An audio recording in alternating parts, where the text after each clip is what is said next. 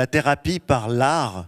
Est-ce que vous pourriez nous expliquer en quoi est-ce que l'art peut être une thérapie et si c'est quelque chose qui pourrait être généralisé dans les protocoles de soins auprès d'ados qui vont pas bien? C'est déjà le cas.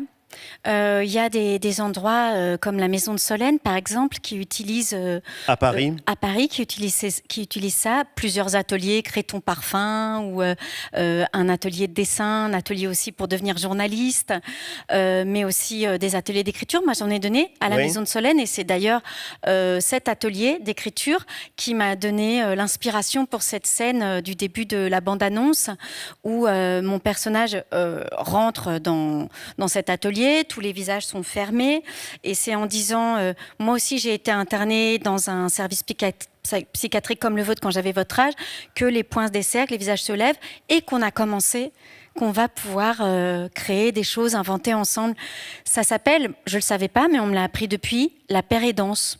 C'est un mot qui a été conceptualisé par Cynthia Fleury, Oui, et qui la veut dire en philosophe fait, et clinicienne, oui, et qui veut dire, psychanalyste également. voilà, qui veut dire en fait qu'on est au même niveau.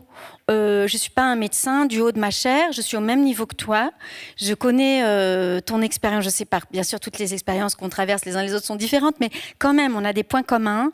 Il y a des choses dont on peut se parler de cœur à cœur, quoi.